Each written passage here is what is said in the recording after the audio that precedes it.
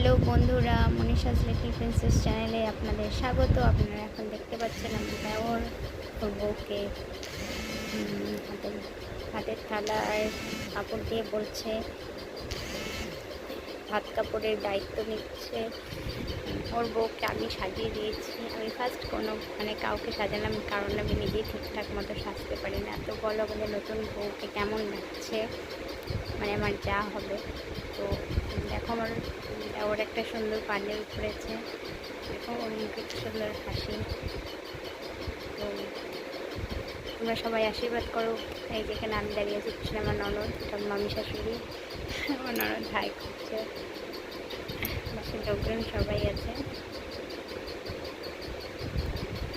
তো তোমরা দেখে বলো, দেখুন ননদ যা ওরকে প্রণাম করছে।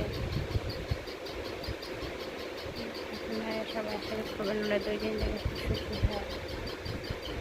আর সব থেকে মজার ব্যাপার হলো, ওরা দুজনকে বিয়ের আগে কোনো দেখেনি, কারণ একদিনের প্রপোজালে বিয়ে,